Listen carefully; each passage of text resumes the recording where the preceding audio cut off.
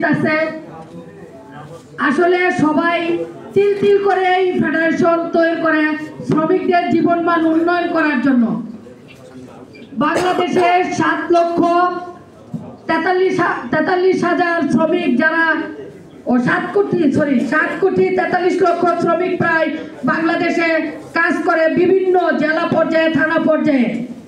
এখানে আমরা যারা শ্রমিক নেতৃবৃন্দ কথা বলি, বারবার গার্মেন্টস শ্রমিকদের কথাই বলি।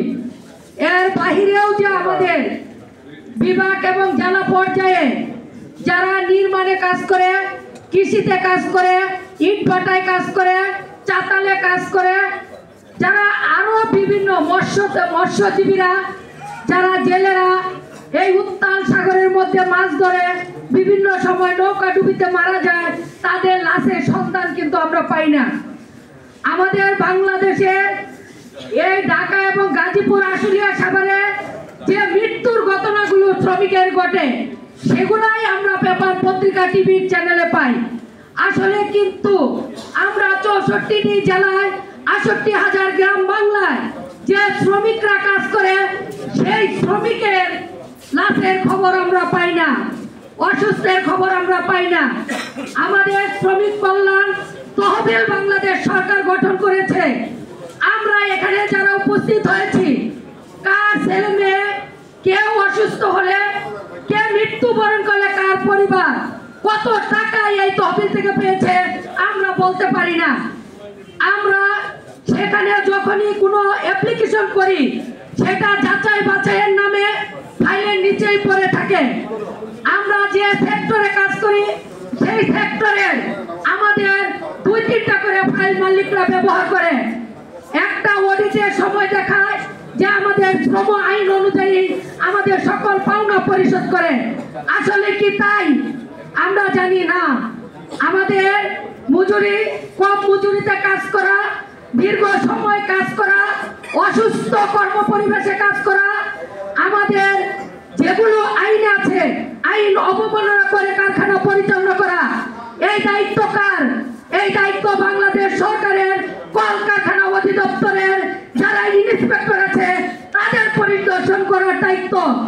আমরা এটা নিয়ে কথা বলতে গেলে আমরা নাকি উস্কানিদাতা, শ্রমিক নেতৃবৃন্দরা নাকি রাষ্ট্রদ্রোহী কাজ করে, তাদের নামে বিভিন্ন ধরনের মামলা, হয়রানি আমাদেরকে দেওয়া হয়।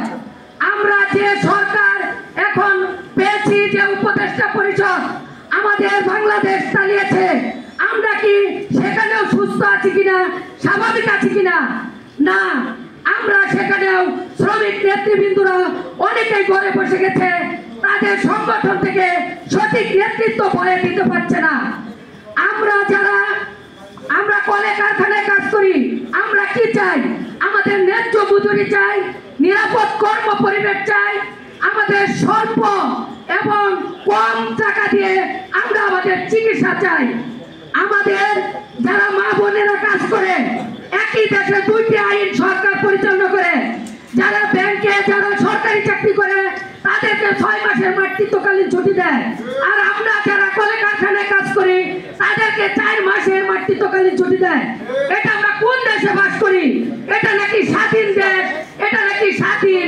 এটা নাকি আমরা বৈষম্য মুক্ত করেছি, বিলোপ করেছি?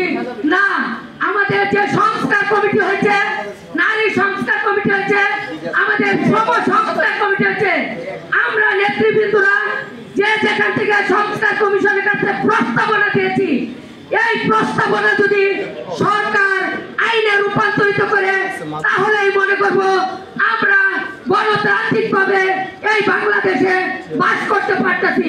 আর যদি না হয়, তাহলে মনে করব আমরা আগের শ্রমিক, আগের মেহনতি মানুষ সেখানেই পড়ে আছি। জয় হোক মেহনতি মানুষের, জয় হোক ঐক্যবদ্ধ শ্রমিক আন্দোলনের, কোনো বিকল্প নাই। দুনিয়ার মজদুর, দুনিয়া